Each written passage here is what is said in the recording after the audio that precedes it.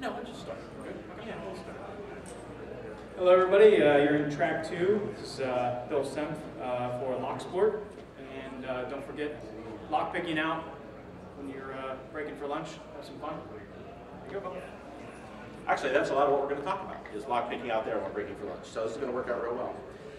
In fact, I'm going to start out with talking about the community here in Cleveland for lock sport. There are 4 people who are heavily involved in the community that are, I think, all here. And some of them might be in the room. Is Doug here? Is Doug anywhere in here? Doug Hiller? There he is. Doug's in the back. Turn around and look at Doug. He's one of the people in charge of the Locksport Village outside that we're going to talk about at some length here. Damon Ramsey is also here. He's sitting right next to him. There he is. Fantastic. David Lauer is probably outside watching the locks to make sure they don't walk. And then Matt Neely also, who's with Secure State. Those 4 gentlemen have been instrumental in getting the lock sport community in Cleveland really rolling again. And Cleveland has been historically a hotbed for this, but things the guard kind of changes, people get real lives and stuff, and things go up and down. Things are definitely on the upswing. So the stuff you learn in this talk will apply here. Also, I'd like to take a moment and thank Secure State and Diebold for supporting not only Bsides in Cleveland generally, but also the Locksport Village specifically. They're very cool. The Cleveland Locksport Meetup, in fact, is getting rolling at the Makers Alliance at the Launch House. 3rd Saturday of every month, and you can look at meetup.com/makersalliance. It's down there at the bottom. And I'll have all the links and stuff up on my blog, where you can come ask in the village, anything like that, to get access to it. But I heavily recommend it. We'll talk a lot about what Locksport meetups are during this talk, and you'll learn a little bit about what happens there. But no matter how you slice it, Cleveland is up and coming in the Locksport scene, and you will enjoy it. Let me tell you a little bit about me. My name is Bill Sempf. I am an enterprise architect by trade. I have 1 foot squarely in the coding community and 1 foot squarely in the IT management, IT systems admin community. I am a published author. I write for Wiley. I write Dummies books, which is extraordinarily appropriate for me. I'm actually working on a Windows 8 programming for Dummies book right now. Well, not literally right now, but in general. I was last night at 2 a.m. I am very much a family guy. Normally my family attends and I have them wave, but they didn't this time because we've got 15 Cub Scouts coming to my house tomorrow morning, so they needed to get ready. I am actually a ninja. I train at Columbus Ninjutsu Club, and I'm 5th Q, and please don't test me, I'm out of shape. But you can't actually see me now, just so you know. I am a home brewer. I brew all kinds of stuff. I have cider going right now, and a pale ale recipe that I found. Big beer guy, love it, drink it, it's wonderful stuff. And I'm also obviously a Locksport enthusiast. And I'm going to tell you a little bit about where I got into that. So, I learned at DEF CON 15, and I'm going to spoil me for a moment. Let me tell the story because it's kind of funny. I went with my wife, Gabrielle, and she is not an IT person. She's an accountant, actually. But she was fascinated about the privacy and legal stuff that goes on at DEF CON. And so she went to those talks, and I went to all the IT talks, and we had a good time. And we partied in the evenings. So I get this phone call from her. Okay, this is how paranoid we are. We bought those little cheap, one-time use, pay-as-you-go cell phones to take with us to DEF CON. Fortunate we did that, because that was the year of the GSM hacking, where they took over the tower outside, so I'm glad. She calls me. You have got to come up here. Where are you? I'm in the Sky Rooms. Come to Sky Room 2. They're picking locks. Okay, I'd been following DEF CON for years, so I knew there was some lock picking. I was like, okay, whatever, I'll go up there.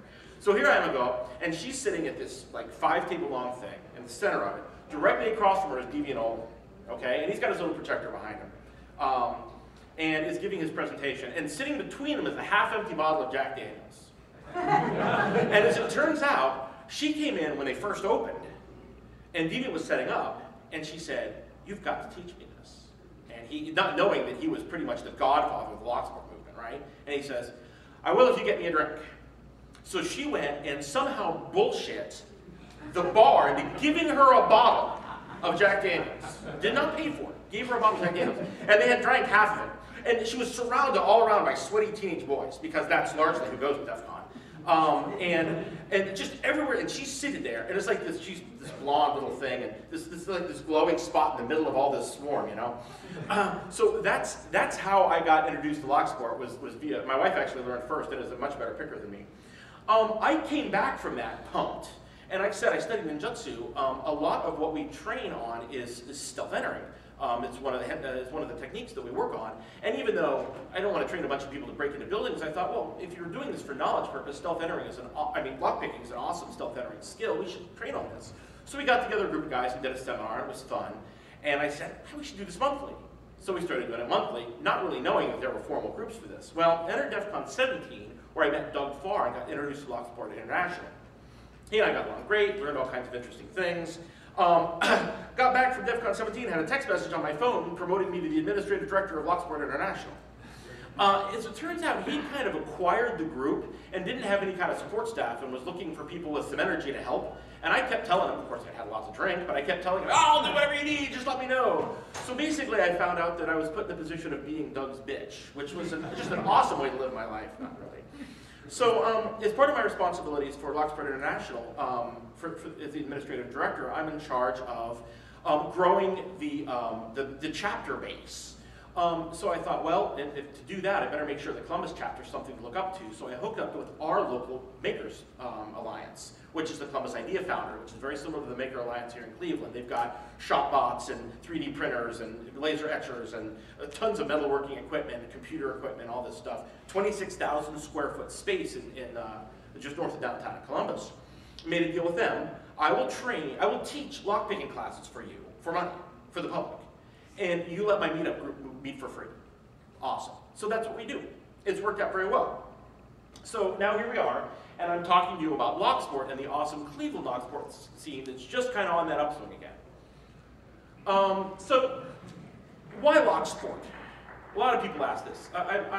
I get asked a lot of questions, obviously, about lock picking, but one of the funniest ones is, why lock sport? Well, how's that different from lock picking? Does it sound too much like nose picking? What's the deal? In general, I've learned that there's 4 kinds of people that bring that question to me. We understand that opinions are like, well, they're like navels. I mean, it's a family thing, right? The opinions are like navels. So there's 4 kinds of people that come to us. The first is the incredulous, the people that, oh my God, you can pick locks? Well, if you're going to open a lock without a key, that would be horrible. You know, that kind of person? Yeah, they're out there. There's the belligerent, lock pickings for criminals. You're all just trying to break into stuff. Well, not so much. We'll talk about that in a little bit. There's the security snobs, the physical security people, like locksmiths, and some, not all locksmiths, but some locksmiths and other security pros, physical security pros, that believe in secret knowledge and should remain so. And then there are the cool kids. And the cool kids are the people that go, wow, this is awesome knowledge. I'm learning a lot about not just how the lock works, but about life in general from studying this. So let me break down those 4 people a little bit, tell you a little bit about the people I've met with lock sport, and then teach you a little bit about lockpicking while we're on the way. We'll start with the incredulous. So there are these people who believe that lockpicking is just something that happens in movies. It's like a lightsaber, okay? It's made up for the movies. You can't actually do this. You would be amazed how many people I run into who believe that is the case, who shouldn't otherwise believe that. Like, oh, I don't know, police officers and such as that, who genuinely think that you can't actually pick a lock. Now, there's a reason why many law enforcement people think that lockpicking isn't a legitimate exercise, and we'll get into that when we talk about some later stuff.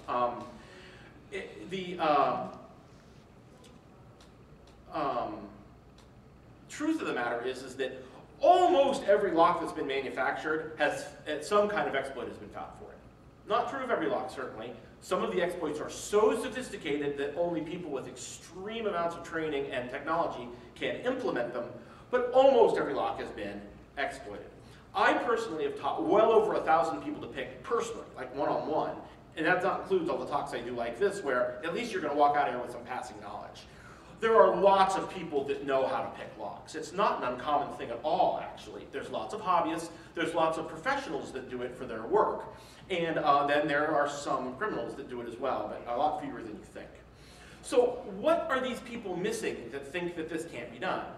As it turns out, they kind of have an altered perception of security. And you probably, and most of you people are in the InfoSec field, you've probably seen this before a lot in your jobs. People think a no trespassing sign will actually keep people from trespassing. And that's more or less what we've got in locks today.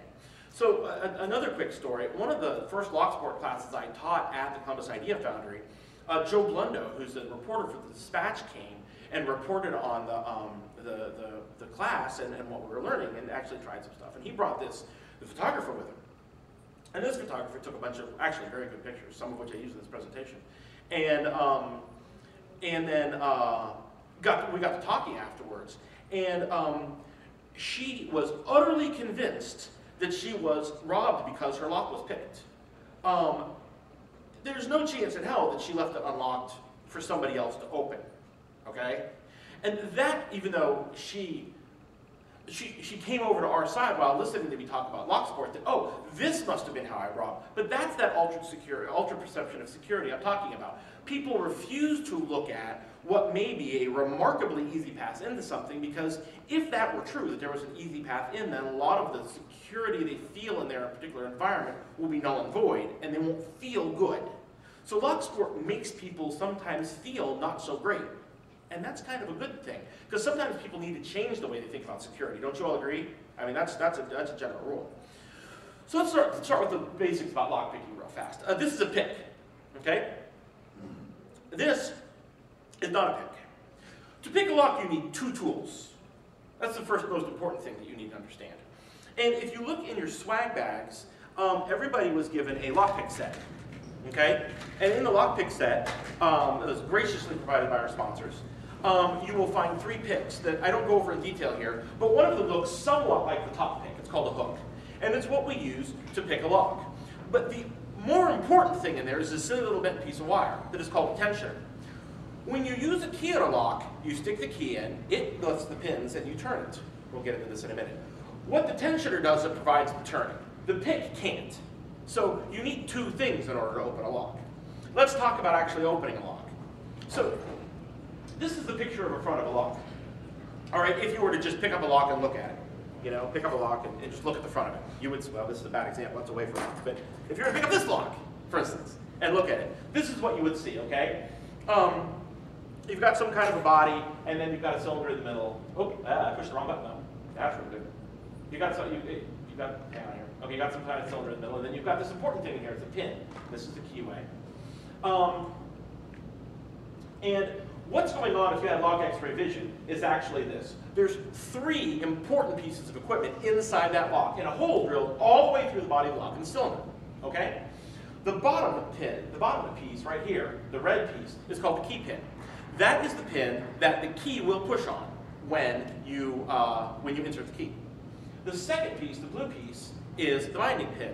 That is the pin that is keeping the lock closed, as you can see from this animation.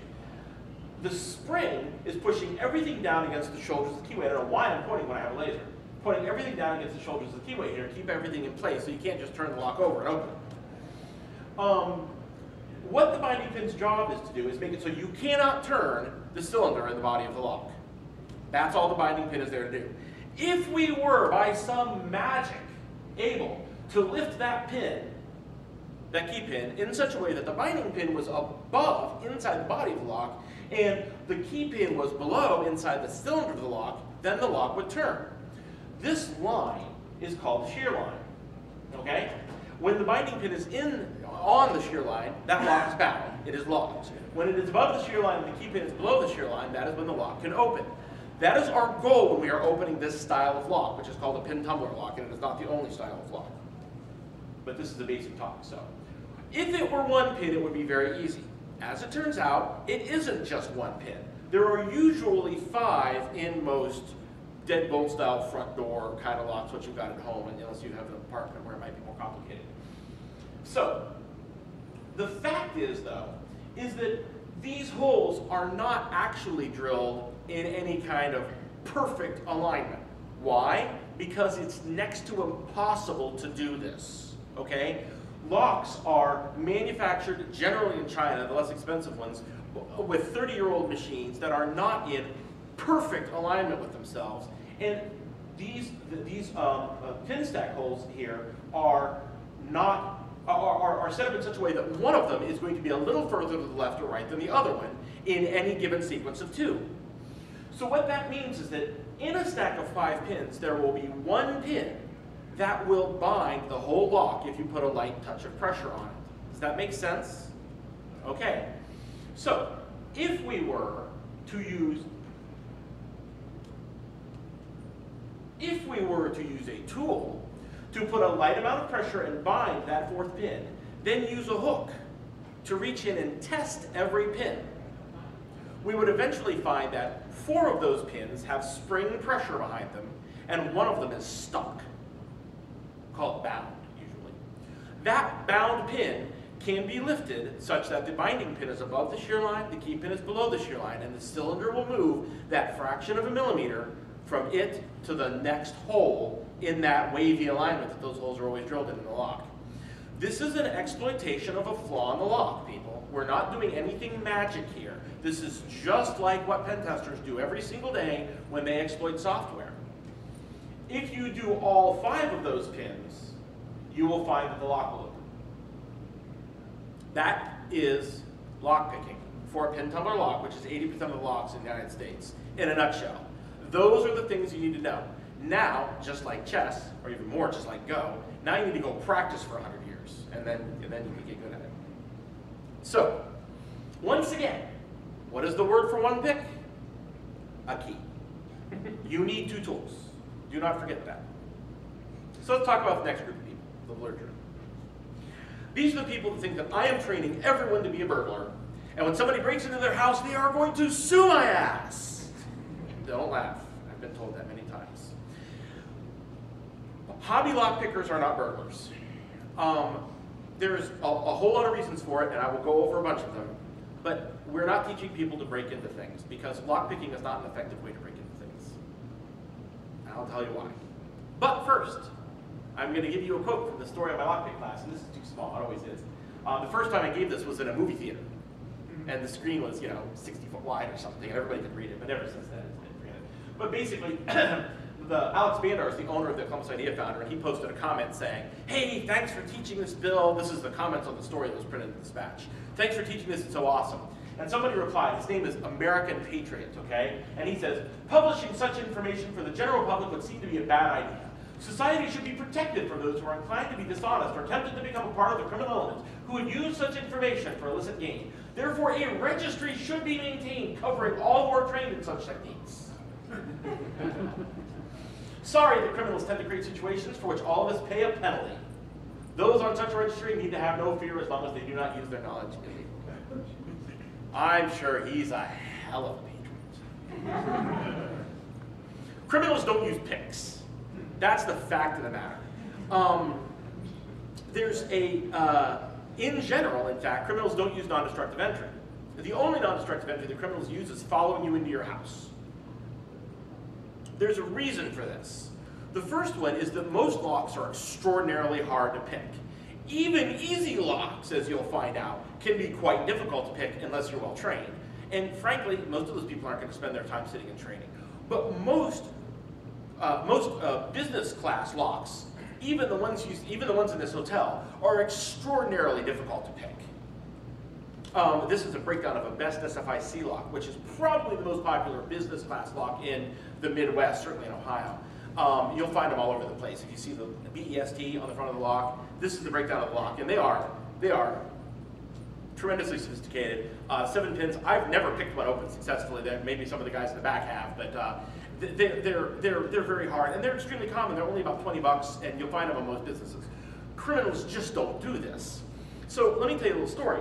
When I originally wrote this talk, I went and looked for the non-destructive entry statistics, so I could quote some statistics on the percentage nationally and maybe by a couple of states of how many burglaries were ascribed to non-destructive entry. So I got this big sophisticated graph that you don't even really care about of all the different numbers from the big federal security research branch that I've forgotten that it isn't in my notes, so you're going to have to trust me on this.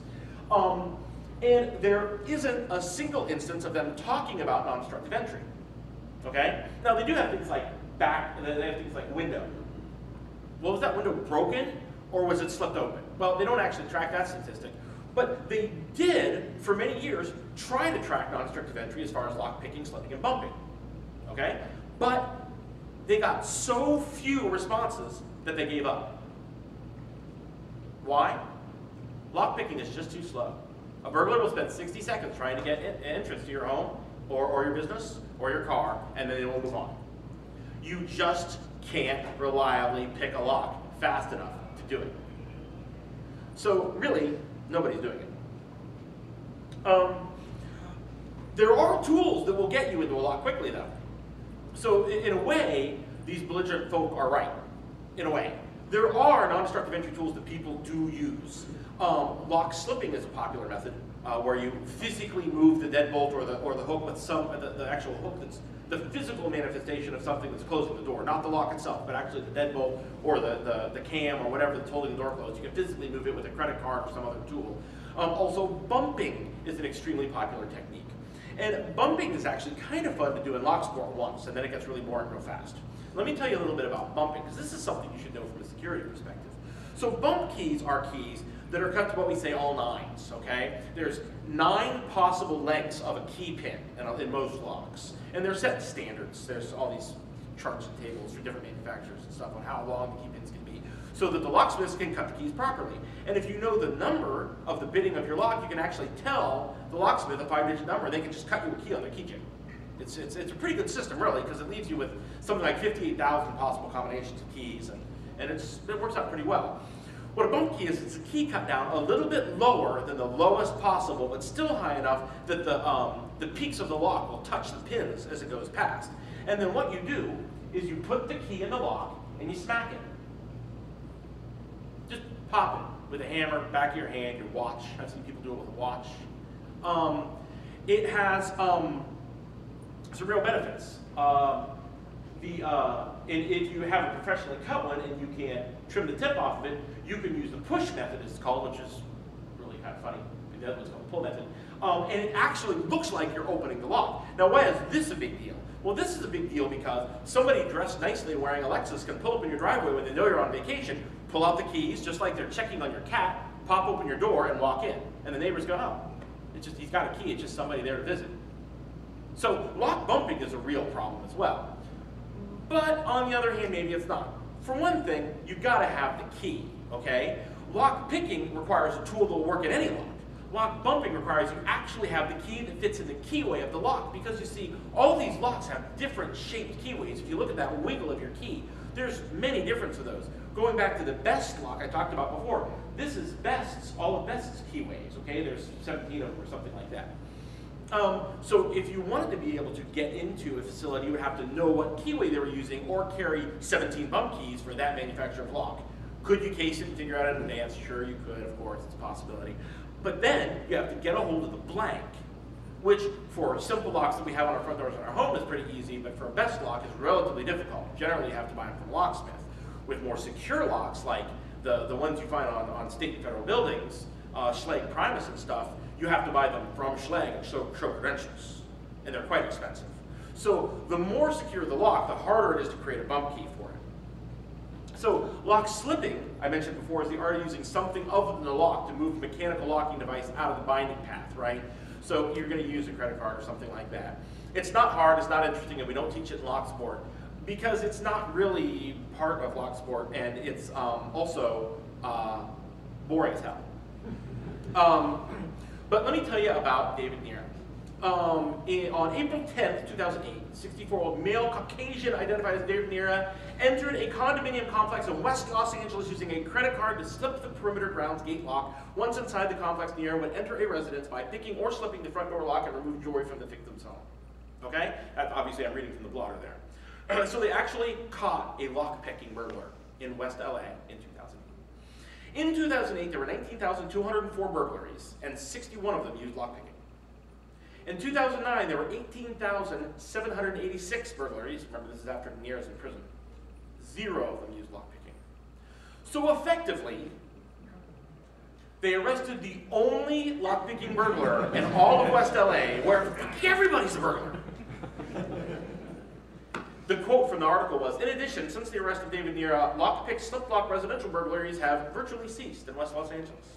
So at least they recognized it. So the fourth kind is the security snob. So basically, in 2001, I think, and you guys can probably correct me because I probably got half the rooms at CISSP, they added a physical security component to their test. And all these people who have been studying lockpicking on their own because it's fun suddenly had a legitimate excuse to not only carry lockpicks and do things with them, but also to teach and go make money teaching physical security because people needed to know and they recognized the importance of physical security. Because as it turns out, you can have all the fancy security in the world, but if somebody can walk in your back door and plug something into your router, it doesn't matter, as we've all learned one way or the other. So, that also meant that everybody who works in the information security industry in the world found now some excuse to buy, carry, and learn to use lockpicks, which in my opinion is awesome. And the fact that part of your swag today is lockpicks is beyond awesome. I've never seen a security con do that. They all should do it. It's cheap and easy and fun. So, this is a picture of the lockpick tiki hut. This was actually from the first security Bsides in Cleveland, which was January of 2010. I think, at the House of Blues downtown. And somebody brought, I didn't bring any Locksport gear because I didn't really know what I was getting into. I did actually speak, I was speaking on identity, federated identity that day. But I didn't know what I was getting into, so I just brought my picks. But this was our lockpick village. It grew a little bit in the meantime. But this was the state of Cleveland Locksport in 2010, just so you know. But my point is that the Locksport village has started turning up at all the security conferences because of this new physical security focus in the CISSP. And even small villages get small. Small conferences get small villages, which is real nice. So there are legitimate users. Talking about back to the security snobs, there are legitimate users for lockpicking, and these people have a certain right to be upset that the hobbyist community has taken over something they've considered sacred knowledge for many hundreds of years. Locksmiths, police, military, the red teamers, obviously, pen testers, security people in general, understanding lock is, I mean, physical security, like security guards. Understanding lock security is important. Landlords, surprisingly enough, it's a real popular thing.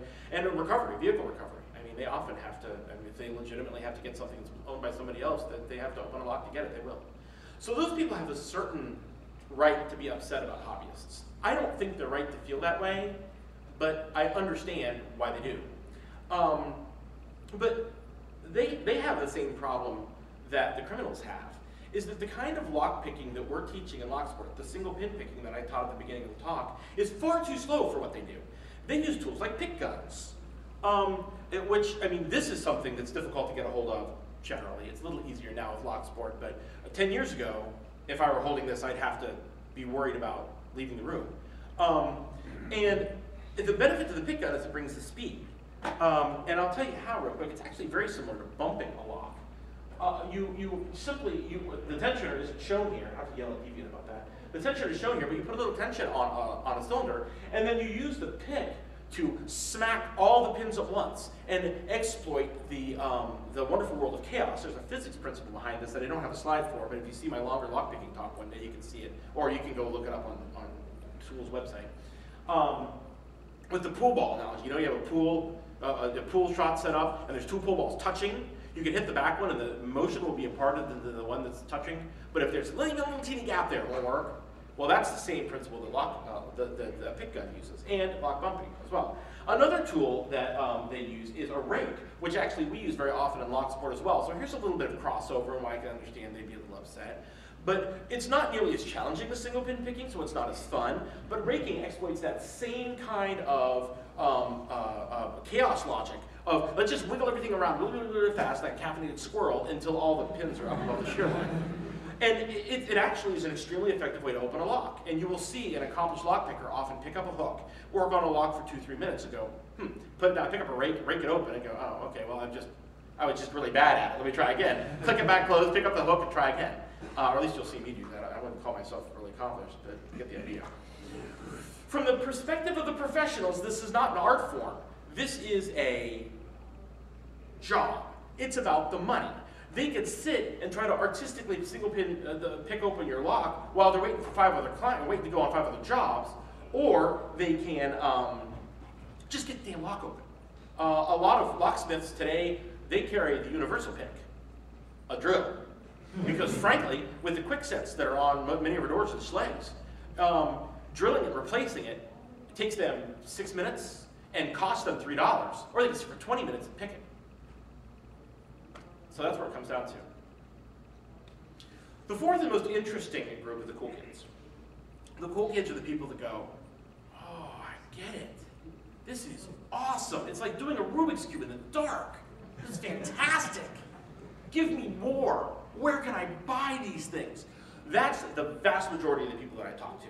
And those are the people that sit in rooms like this and sit out in Lockport villages and come to our meetups, are the people that realize that this is really cool. I mean, frankly, we're not going to go steal things anyway because stealing things is against the law and none of us want to go to jail. And hey, you know what? As it turns out, if you use your lockpicking skills to steal stuff, you will go to jail. So don't do that, you know? The cool kids recognize that this isn't burglary because we are purposefully attempting to open the lock the hardest way possible for the challenge, because it's fun. Because we're learning something about physical security. We're learning something about the lock. It's an interesting challenge. It's an interesting puzzle. And it keeps your hands occupied while you're waiting for lock scan to finish. We train largely on unmounted locks, which is a remarkably different skill than training on mounted locks. We don't train on mounted locks on doors with crowbars, which is what criminals train on. We are hobby pickers as a group. This is a picture of my living room at one of our locksmith meetups. This is what we do. We sit in people's living rooms and pick open locks and drink beer in large quantities. That is what we do. There is a huge community out there. I'm not sure. I need to update these numbers. There are significantly more than 146 people in Lockport International right now. I'm sorry, I did not notice that. Came up here. I did update a lot of other numbers, but I didn't update that one. Lockport International now, I mean, there's 110 in Columbus. And LA is sometimes bigger than us. So between the two of us, we're like around 240, 230, 240. And then we've got 14 other chapters in 3 continents and 7 countries. No, 2 continents and 5 countries. Something like that. You can go look on meetup.com and see for yourself. Key picking is a very popular professional forum for lockpickers that have been around basically since the dawn of the web. So that's for the professionals. It's got 2,258 members. Remember, these numbers are probably a year old, so there's probably more now. But still, Lockpicking 101, which is a hobbyist site put together for Lockport International in 2005, a year ago had 54,000 members, and fully 10,000 of them are active every month. So it is a surprisingly large community of people that not only know how to pick, but consider it a hobby enough to hang on to a forum. So let me tell you a little bit about Lockport International and about the groups in general. So real fast, back in 2005, Josh Neckrep, who goes by Digital Blue in the hacking circles, he actually is now spending most of his time in real estate, but he was into physical security very heavily back then, started lockpicking101.com and drove a physical meetup group out of it that became Lockport International. As real life kind of picked up and he went more in the business world, less in the security world, he transitioned everything over to Doug Farr, who's up here in the corner. And the idea was to create some kind of a hobby group where people could do face-to-face, either security research or just picking for fun, competitive picking. And they formed this group and actually put stuff together to do 3 main things, which includes competitive picking, security research, and also community outreach to tell people, one, that their front door locks aren't secure and don't act like they are because you're making your life more difficult. And also to tell people that people who study security are not the criminals, we're actually the good guys. And it has grown significantly. There's also several other groups that you will see in Columbus. In fact, LockCon is next week. And it is the big international conference for TOOL, the Open Organization of Lockpickers, which is not a competing group of Lockpicking 101 or Locksport International. It is just another group. We work together all the time. TOOL is a little bit more focused on the research angle. We're a little bit more focused on drinking large quantities of malted beverages. And so there's plenty of space for everybody. We all get along great, and it doesn't matter if you're not from Cleveland or from someplace else, what group you hook up with, just find a group and go pick. That's what matters. But there are rules. There are rules. And the rules are pretty obvious to people who are casually interested in like not going to jail. For instance, even on our ID card, I don't have mine, but I have Joe's here, which I really sent him. On our ID cards, which we actually carry, it has the Locksport banner in case somebody says, what the hell are you doing with Pixie or criminal? You can say, no, actually, I'm a member of a group.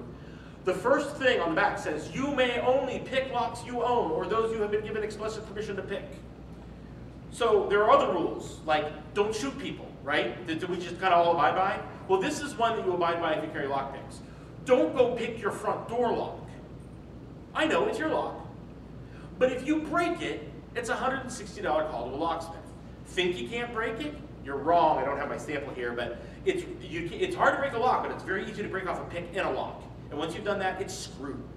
And unless you know what you're doing, you get to call somebody. And that's not fun. Even if you have to replace the handset, it's still going to cost you $30. So don't do that. Pick on practice locks. Go buy a practice lock and pick it. If you need help finding one, come find me in the village. I'll tell you where, or any of these guys. Also, abide by local laws. Find out for your state. Know how you're clear, as long as you're not standing outside Home Depot with a black hoodie on at 3 a.m. You're going to be okay. Some states have rules. Check. We are not locksmiths. Do not offer to provide locksmith services to your friends. You will get in trouble. Your buddy calls and says, hey, I lost the keys to the apartment. Can you let me in? You're thinking, wait, wasn't he fighting with his girlfriend and isn't that her apartment? No, I don't think I can do that. The easy answer is, oh, that lock's far too hard for me. You have to swallow your ego a little bit, but it works every time. I use it all the time. Nobody ever has questioned me. And don't tell punks how to open lockers. Now, this is a bit of a judgment call, and I'll leave it up to you. I historically have never taught people how to open combination locks or ace locks, because combination locks are used in school lockers, and a lot of harmful fun can be done with that. And ace locks are used in vending machines, and they are extremely easy to steal from.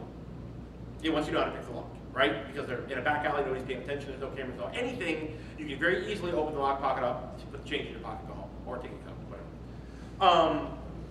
I'm changing a little bit on that because I also teach how to open wafer locks, which are on desk drawers and filing cabinets where people's HR records are. So it's a very muddy judgment call on what you teach and what you don't, and what you learn and what you don't. But what I have to say is, just don't do bad stuff and we'll be okay. You know, you can go look it up online anyway. So, but that's still one of the general rules that we carry. So why do we do this? Well, I told you a lot of this a couple slides back, but ostensibly we're quite a bit about competition. So is Locksport a sport is the title of this talk, right? So is Locksport a sport? Well, we do a tremendous amount of competitive picking at the big cons. I don't think we're going to do anything at this one. But at a lot of cons, we do a lot of competitive picking. A lot of prizes are given, and the international best lock picker in the world trophy will be given to somebody next week on Wednesday at LockCon in Lexington. So, I mean, it is a competitive sport, and we treat it that way sometimes. But clearly, a lot of it is more about the security research, the camaraderie, and the public good that we're doing by showing people that their locks aren't nearly as secure as they think and they shouldn't act like they are.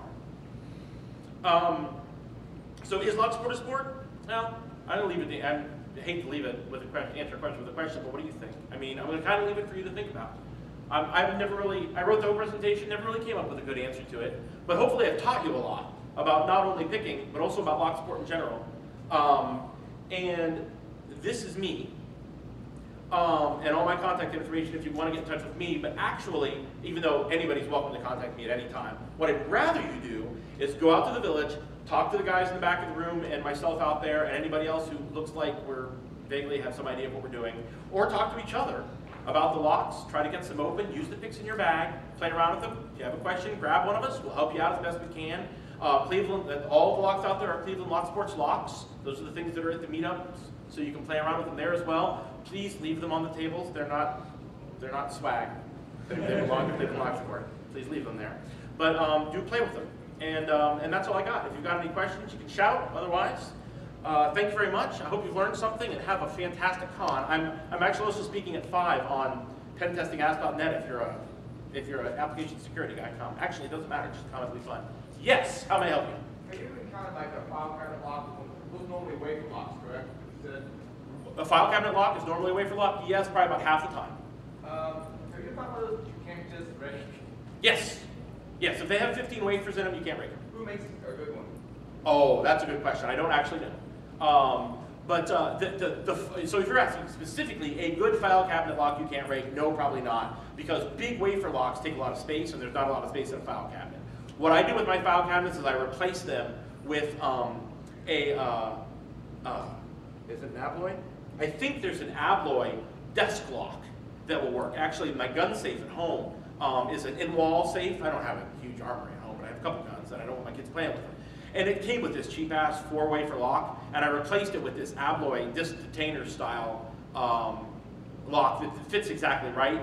And you can buy it from securitysnobs.com. If you go there, you can find it there. It's not cheap. It's like $45, but for a lock you're sure nobody's going to be able to get into. At that point, it's probably easiest to go through the sheet metal. Well, that's exactly what they're going to do, is they're going to take a crowbar to it. But that's loud, takes time, and it leaves marks, whereas picking doesn't. So if you are, like I am, worried to make sure that your son doesn't say, oh, let me show you daddy's gun to one of his friends, he's not going to take a crowbar to it, because he knows what'll happen. He's going to want to get in some other way, and that abloy will make sure he doesn't. Not that I don't trust my own kids, but you know how it is. They're kids. Yes, go. Do you watch Storage Wars? No, but I have a good friend in the development community back in Columbus, Matt Groves, who is so much of a fan of that show, he's actually started doing that. He goes to the storage auctions, and anytime he gets any locks, he brings them to me. So that's how some of our locks. We can have a conversation about that out there. Okay.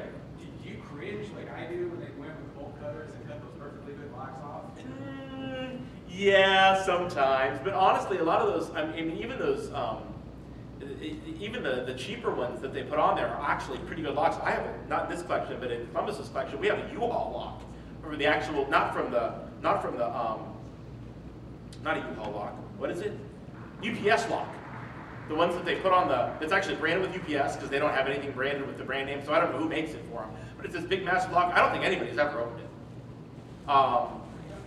So yeah, that's yeah, I know exactly what you mean. Yeah. Any other questions or thoughts? I know I'm holding everybody up for lunch, so go eat. But thank you very much. Hope you enjoyed it.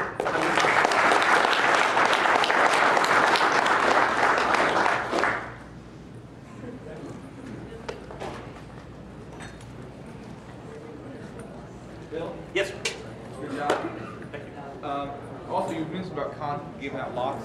We've been talking about getting that done with DerbyCon, but we wanted to get some custom branded and all that. And we've been talking to the Fools group to get them to help us get some code branded. So I'm not sure where exactly we'd get them manufactured.